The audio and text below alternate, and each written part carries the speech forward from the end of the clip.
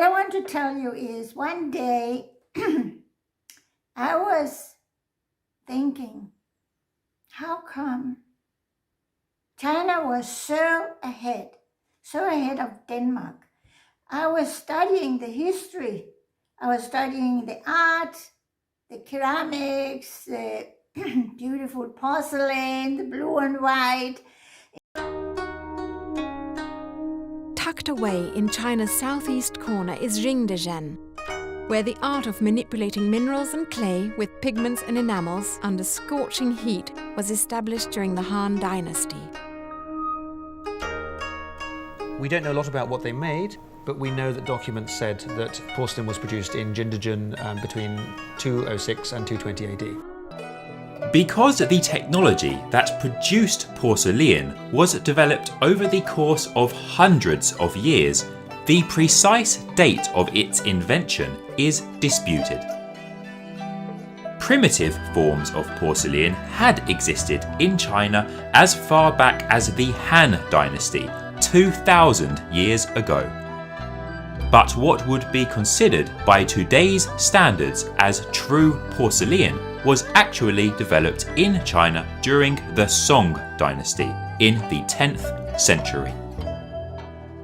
Song Dynasty porcelain is distinctive for its soft green-grey colour and the light cracks that are visible on the surface.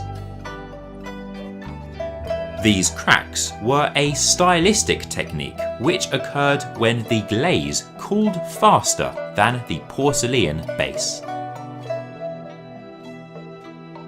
The style of Chinese porcelain evolved over the dynasties. During the Ming Dynasty, it was blue and white porcelain that was the most popular.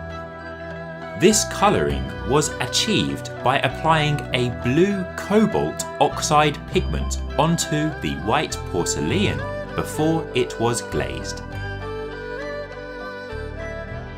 In the Qing Dynasty, it was common for the decoration to include a wider array of colours, which were typically applied on top of the glaze after the firing process. And when I thought, why were they so ahead? I started looking into this, and then I found out something that really surprised me. I dug into the history of China. We all know that we had an ice age, the last ice age, and actually, we all know, we think we know, that on the northern part of the planet, everything was covered by ice, but it wasn't. Look here. It wasn't. So, you can see here that China wasn't covered. I looked into that. Why wasn't it covered? Well, it was not covered because by the time the western wind reached northern China, there were hardly any humidity left, so it couldn't snow, it couldn't rain much, and so if it doesn't snow a lot when it is cold, you won't get glaciers. And that was actually why. So they could actually live there, people could live there, and they could be hunter-gatherers as they had been for thousands of years. While in Denmark, we were under kilometers of ice. There were just no people who could live there, no animals, and nothing could grow there, and so we didn't get rid of the ice until, let me see, 15,000 years. By 15,000 years in China, they had already started since at least 23,000 years to 15,000 years. They had started experimenting with seeds, if they could grow them themselves and so on. And by 15,000, they started really working, concentrated on it. What seeds, where to plant them, up here, down here, at the riverbed or whatever, when to plant them, etc. What animals to domesticate.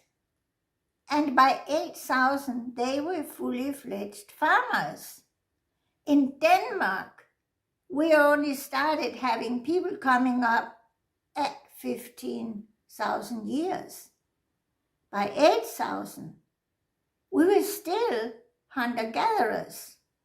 It was only 1,000 years later we had farmers from the south, from Germany, coming up and teaching us how to do farming. So by 5,000, we had farmers too, but they had not innovated the farming. They hadn't experimented. They had learned it. They had actually got it on a silver platter. So now we are at 5,000. We have farmers in Denmark. What do we have in China? We have a legend that there was what is called the Yellow Emperor.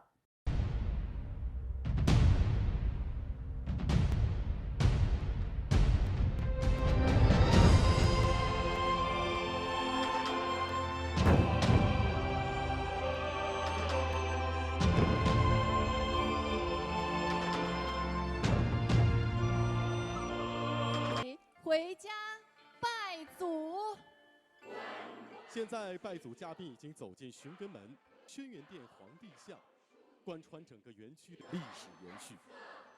沿着神道，首先步入的是同心广场，两侧高大。老师说到的轩辕桥，我觉得它是一座轩辕桥，同样也是一座连接古今之桥。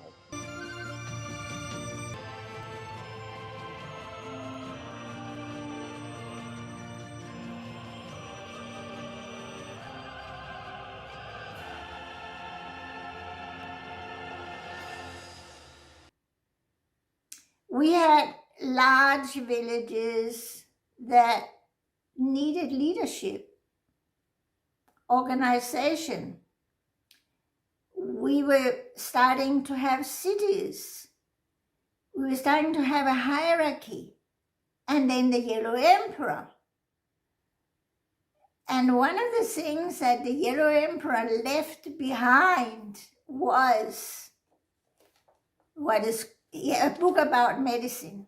It's called The Yellow Emperor's Classic on Medicine.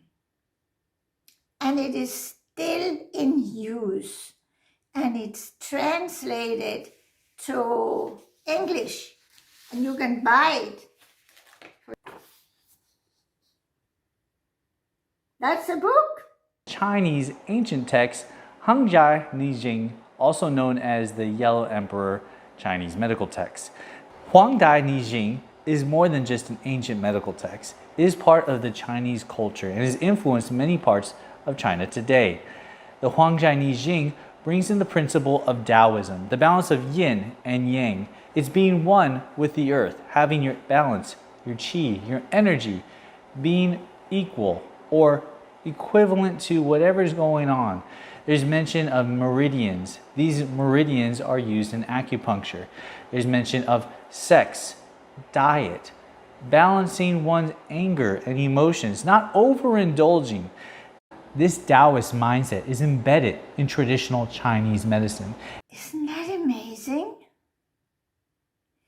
That is actually why they were so ahead. They started so many thousands of years before Denmark. And they innovated a lot of things. They weren't taught by somebody coming to them. Of course, there were no internet, no Google, no schools, only School of Life, no universities. They just did it themselves, and they never gave up. And that is what I think we can learn. We can learn from our ancestors, whether they are in the East or in the West. They all overcame incredible obstacles to survive. They never gave up. And I think that is so exciting, and that is something that we really can learn from, because here in Denmark at least,